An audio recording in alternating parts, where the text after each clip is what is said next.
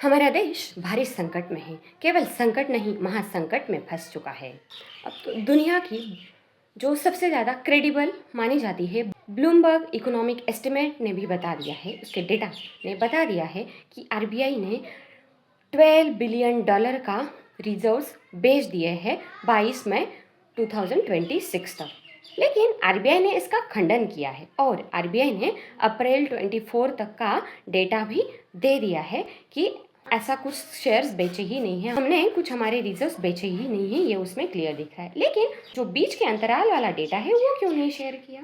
शायद ब्लूमबर्ग जो पूरे वर्ल्ड की, पूरे दुनिया की क्रेडिबल इकोनॉमिक एस्टिमेट डेटा वाली जो ऑर्गेनाइजेशन है, शायद ब्लूमबर्ग भी बिक चुकी है, इसीलिए ब्लूमबर्ग झूठ डेटा दिखा रही है।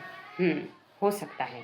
लेकिन अब तो जो सरकार के तारीफ करने वाले, सरकार के अलग अलग रिफॉर्म्स के गुणगान करने वाले सरकार के ही समर्थक, सपोर्टर थे, प्यारे सपोर्टर थे, वो भी सरकार को कोसने लग गए हैं। वो भी सरकार की अर्थव्यवस्था की जो कमजोरी है वो दिखाने ही लग गए हैं। सरकार के प्यारे सलाहकार थे, इकोनॉमिस्ट थे सुरजीत भल्ला जी, उन्होंने भी बता दिया है कि आज तक हमारा जो इकोनॉमी का ग्रोथ और इकोनॉमी दिख रही थी, इकोनॉमी की डेवलपमेंट दिख रही थी, वो बस कागजों पर थी।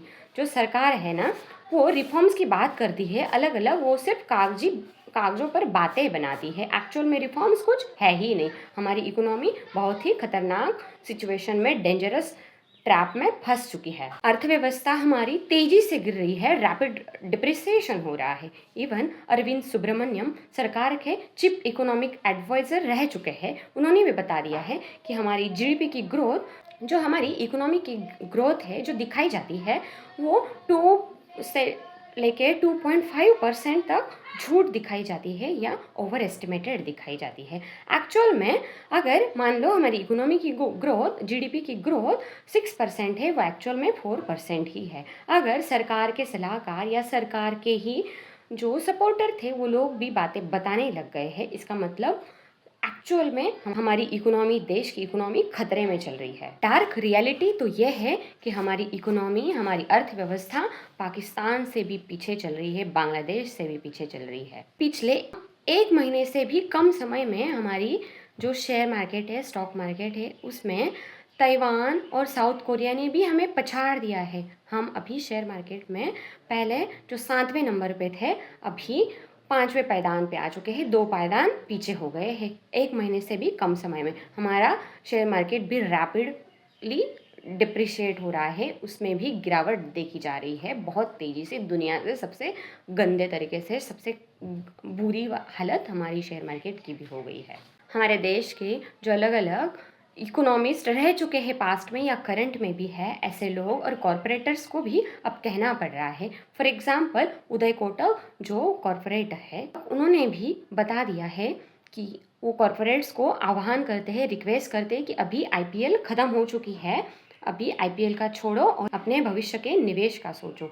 मतलब वो भी कॉरपोरेट को नींद से जगाने के लिए रिक्वेस्ट कर रहे हैं। एयर इंडिया और इंडिगो ने अपने डोमेस्टिक फ्लाइट्स की उड़ानों को कम करने का फैसला कर लिया है, क्योंकि उनको वो अफोर्ड नहीं कर पा रहे हैं महंगाई। और सरकार ने विमान कंपनियों के घाटे को कम करने के लिए 10,000 करोड़ का पैकेज का ऐलान कर दिया है। तो सोचो सरकार इनके बारे में कितना सोचती है। जो हमारे देश के अर्थव्यवस्था को जानने वाले इकोनॉमिस्ट, बड़े बड़े अर्थव्यवस्था के जानकार लोग हैं, वो समझ चुके हैं ऑलरेडी कि हमारी इकोनॉमी गिर गई है, हमारी इकोनॉमी की हालात बहुत ख़राब हो चुकी है। जो 1991 में द ग्रेट इकोनॉमिक क्राइसिस आया था, उससे भी ख़राब हालत हमारी इकोनॉमी की ऑलरेडी हो चुकी है। लेकिन वो तय नहीं कर पा रहे हैं कि दोष किसको दें और उसमें सुधार के लिए क्या उपाय आजमाए जाए या मदद के लिए किसे पुकारे।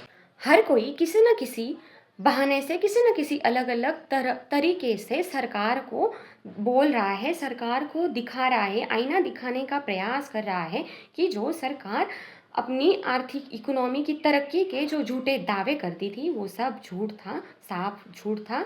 अभी भी असली सवाल कायम है, क्या हम अभी भी लोकतांत्रिक देश है? क्या अभी भी हमारी कूटनीति स्वतंत्र है या नहीं?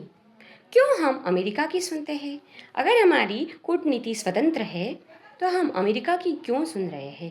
अगर हमें एलएनजी रूस से खरीदने के लिए अमेरिका मना कर रही है तो हम क्यों मान रहे हैं?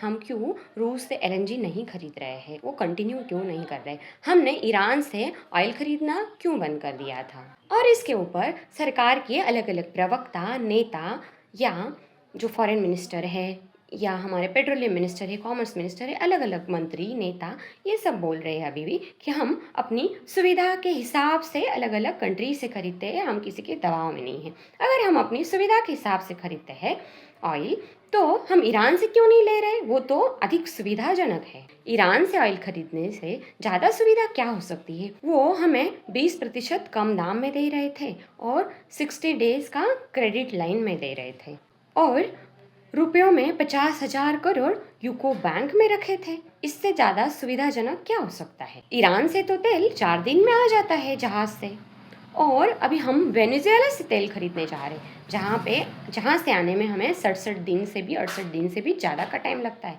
ये हमें सुविधाजनक लग रहा है? डॉलर मजबूत हो रहा है, रुपया कमज़ोर होते जा रहा है, हमारी इकोनॉमी जीडीपी 6% से भी ज़्यादा टूट चुकी है, घट चुकी है, तो भी हमारे वित्त मंत्री बोल रही है नहीं, रुपया कमज़ोर नहीं हुआ है, डॉलर मजबूत हुआ है। भारतीय अर्थव्यवस्था 4th नंबर से गिरकर 6ठे नंबर पर आ गई है, तो भी बात करने को कोई राजी नहीं है या एक्सेप्ट करने को राजी नहीं है। महंगाई ने तो आसमान छू दिया है, लेकिन ये महंगाई नहीं है, महंगाई नज़र नहीं आ रही है। महंगाई तो एक्चुअल में वो है, महंगाई के ऊपर बात करना ही असली महंगाई हो गई है। जो कोई महंगाई का विरोध करेगा वो महंगा हो गया है। सब किसी न किसी बहाने सरकार को बोलने लग गए हैं, सरकार को ताने देने लग गए हैं, सरकार की कमियां गिनने लग गए हैं।